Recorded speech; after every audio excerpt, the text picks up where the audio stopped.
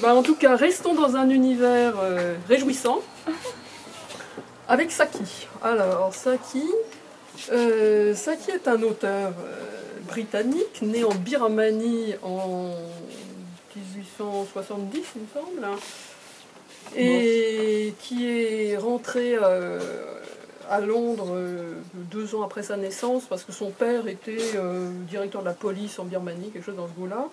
Et puis, malheureusement, la mère, enfin l'épouse de ce responsable et policier est décédée en Birmanie, et tous les enfants ont été rapatriés à Londres. Ils ont été confiés à 2 impossibles tantes, les sœurs du père, je crois.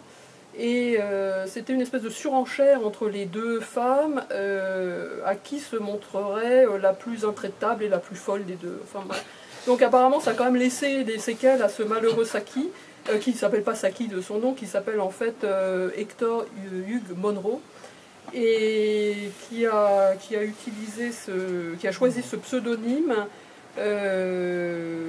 qui est tiré, je vais vous dire ça, des Rubaiyat d'Omar Khayyam. J'oublie tout le temps, c'est pour ça que je préfère regarder. Alors, l'univers des personnages. Alors, Saki est mort de façon assez tragique, mais qui, d'une certaine manière, correspond bien à tout ce qu'il a écrit. Il est mort en 1916 en France pendant la guerre. Il s'était engagé dans l'armée britannique. Et il serait mort, dit-on, touché par une balle ennemie, au moment où il disait « Mais bon Dieu, éteignez cette cigarette ». Bon, je n'irai pas, donc je ne peux pas confirmer absolument la vérité de l'anecdote, mais enfin bon, en tout cas, ça correspond tellement bien au personnage et au personnage de Saki en général, dont on dit que si le ridicule tuait, les cimetières seraient pleins de personnages de Saki. Donc voyez, vous avez déjà une idée du casting, disons, que vous pourrez découvrir dans ces volumes. Alors il existe ce petit choix, disons, de nouvelles qui s'appelle Le Cheval Impossible. Je sais que précédemment ça a été édité aussi chez 10-18. Il existe un gros recueil à l'Âge d'Homme, avec toutes les nouvelles de Saki. Alors pour les plus fortunés d'entre vous, ça vaut le coup de le commander à votre libraire préféré, parce que Saki, pour moi, c'est un auteur géant, vraiment. Si un jour vous avez un peu un coup de cafard, vous ouvrez votre livre de Saki à n'importe quelle page, enfin, vous lisez une nouvelle et c'est tellement bien qu'après ça va mieux.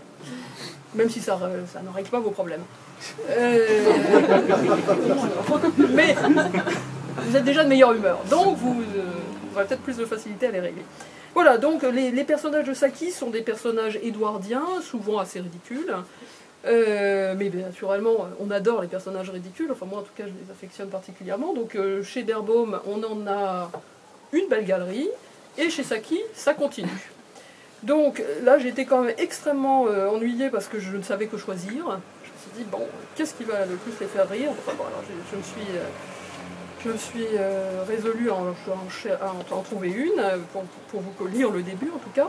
Donc c'est une nouvelle qui s'appelle Louis. Louis est un chien. Alors dans une autre nouvelle qui n'est pas dans ce recueil, il y a aussi l'histoire de Camille. Camille est une hyène. Mais bon là malheureusement elle n'est pas dans ce recueil. Vous aurez bien lu Camille la hyène, mais bon, ça sera pour une autre fois. Alors, donc je vais commencer avec le début de l'histoire qui s'appelle Louis. Ce serait remarquable d'aller passer les fêtes de Pâques à Vienne cette année, dit Strudwarden, et de retrouver quelques-uns de mes vieux amis là-bas. C'est l'endroit le plus agréable que je connaisse à Pâques.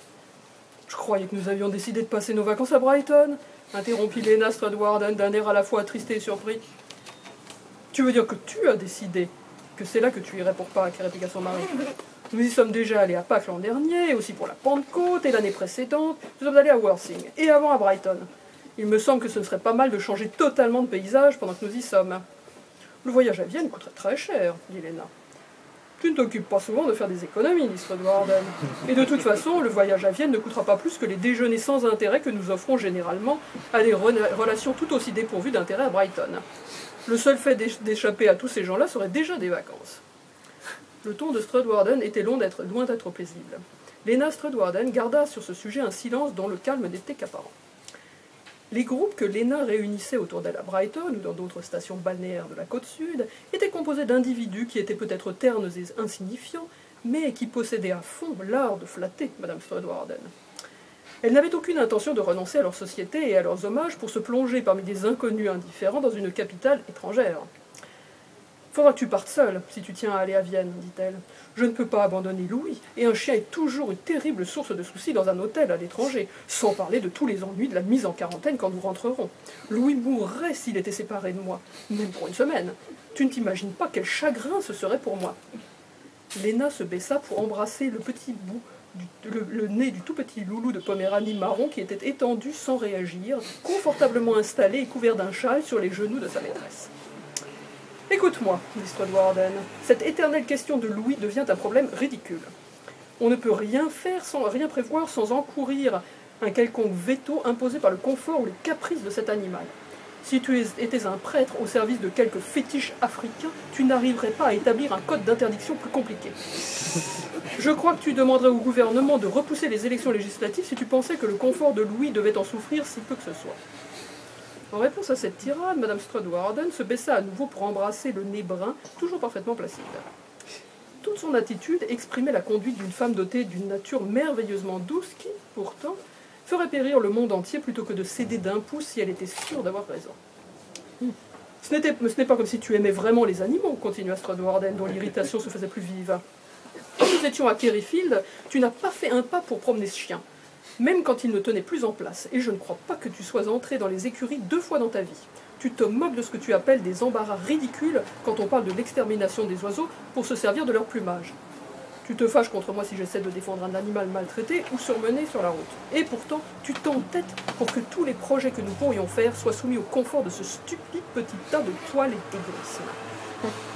Je ne vous dis pas ce qui se passe après, mais... mais il se passe des trucs. Voilà.